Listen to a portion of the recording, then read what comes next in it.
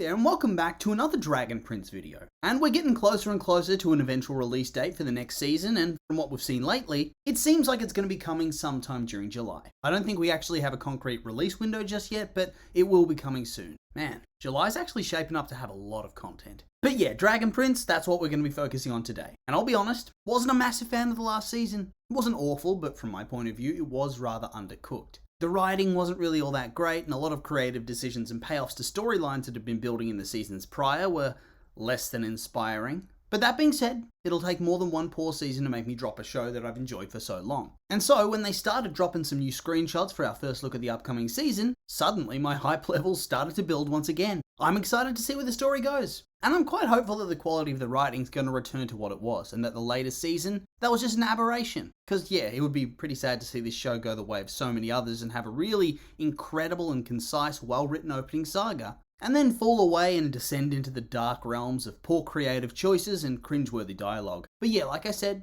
I'm pretty hopeful overall. And so I'm pretty interested in seeing these screenshots, these teasers. And so now, the speculation can commence. And so the first of the stills that we're looking at today is of Rayla and her monkey companion thing. Honestly, can't remember what its name was. Didn't really matter though. And the two of them are looking at a gold coin, and I'm guessing that this gold coin is either her birth parents or Runan, I think that was his name. You know, her actual dad, the one who raised her with that other guy. Although, didn't he then try to kill her in like episode 2? And then her other dad did disown her pretty quick with no context or explanation. Like, there's no way that he could have known that she betrayed them, right? So, in hindsight, I guess Rayla's really been lacking in any sort of decent parental figure whatsoever. Ugh, poor Rayla. Regardless, I would have to say that this scene's probably from quite early on. They seem to be in a lab of some sort, probably Callum's, and they're examining the coin, likely trying to figure out how to free the people trapped inside. And yeah, I wouldn't expect it to succeed in that this season, or if so, it should be a late season sort of development. I just don't see it being a massively good idea to introduce or to reintroduce fresh characters that early on.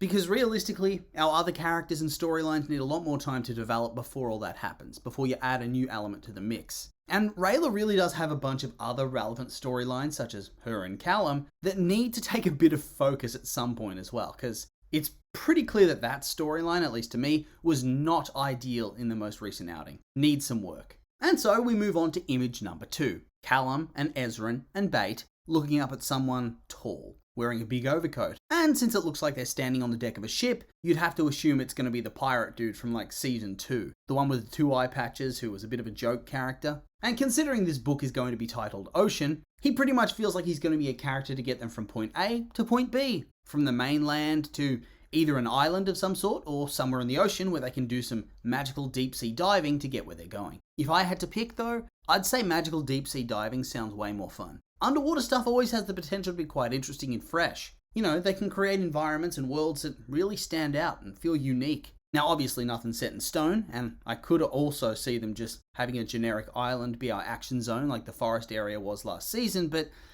kinda hope not. Go big or go home. Next up, we have a still of Terry and Claudia carrying Viren's unconscious body, and I'm guessing this is going to pick up pretty early from where last season left off. Viren had seemingly powered up and reverted to his darker ways, but I kind of think that ending's going to end up being a bit of a red herring. I do think they're still going to try to pull off the late stage Viren, well, not redemption arc, but an atonement arc, where he tries to protect Claudia from the growing influence that Erebos is going to have on her. And not really sure how successful he's going to be in that, and honestly, he'll probably die soon. But I do kind of think that this is going to be the direction they take, or at least I hope so. I think it would be a really interesting and unique character dynamic, and would allow the story to grow in a more organic way. There's no need to force him back into the villain role when he clearly has a little bit more to give as the regretful father, trying desperately to stop his daughter repeating his mistakes. But I guess we can only wait and see on that front. As for where they are, kinda looks like a swamp of some kind. No idea where the swamps would be located in terms of the geography of the world they live in, but yeah, I'm sure they are somewhere. I doubt they'll linger there too long in the story though.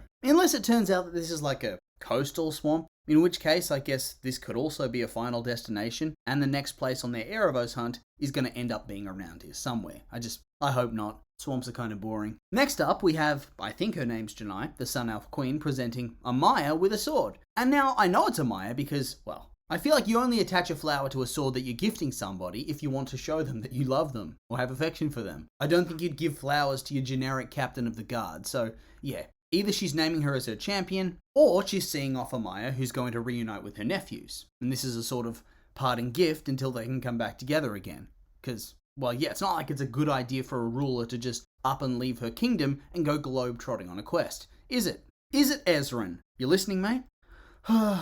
That's a dumb story point. Also, side note, kind of hope that this storyline, as in the Sun Elves in general, just get less focus. They were literally the worst part of the last season by a long shot. Moving on, we come to a still of Rayla, seemingly yelling at Callum, and I'll tell you what, I'm going to be slightly pissed off if they double down on this weird Rayla did nothing wrong vibe that permeated the whole of last season. Callum better actually have done something worth yelling at him about here. Because if she's mad that he's still mad at her for running off and abandoning their whole group, their whole little family, I think it would be very stupid. I'm not convinced by that storyline. It kind of wrecked their whole dynamic. And so, I think this season needs to really work hard on getting that back on track. It's like the core of the show. For it to have been shat on like that, well, it bodes ill. I'll put it like that. Next up, we have Viren falling into a dark void with doors. I guarantee this is going to be whilst he's unconscious or something like that and it's all in his head. And to escape, he has to find the right door. And if they go the atonement route, I wouldn't be shocked if behind each door is a different memory of all the terrible stuff he's done, all his family life, but also all the good stuff. And he has to decide that he wants to be a better person, and voila, he finds the door that lets him wake up. But once again, that's just spitballing ideas. And then there's Ezran, Soren, and Corvus, and I think those spikes might be from Zim, standing in the rain, likely near where Claudia, Terry, and Viren are, although I'm probably just saying that because it's raining. And after all, it can only rain in one location, surely. There's not really much else to say about that still, so we'll move on to Amaya, Callum, and Rayla, and Bait, all standing inside somewhere. Can't quite tell where. But it looks trashed from what we're seeing in the background. Also, I love the Bait and Callum bromance, still going strong. Like, it's very deeply wholesome. And I love that Bait gets somebody new now, since Zim is sort of usurping the role of animal companion to Ezran. Next, we see the Sun Elf Prince dude, and this guy again. Go away, mate. Your story was bad and you should feel bad. Shoo. Then we get some wholesome Terry and Claudia cuddling by the campfire with, was that dude's name Sir Sparklepuff? Is that what they called him?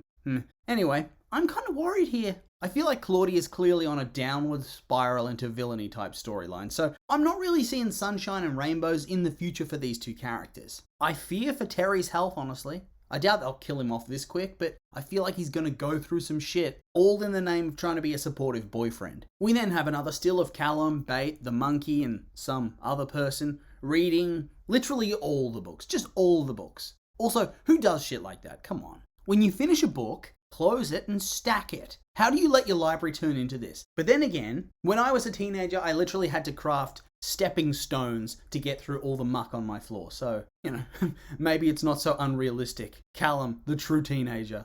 And then we finish on a full Team Zim roster photo, which, well, yeah, that's that. There's really not much to say about that one. Although, I gotta say, I'm not convinced on Soren Terra anymore. I hate the swish. I hate it. I hate it. I hate it. I'm sorry. Actually, I'm not sorry. It looks terrible. Get a haircut, mate. And so, yeah, not really much else to say. And so, I will just end the video here. But not before I get your opinion. So, remember to like, comment, and subscribe, and let me know.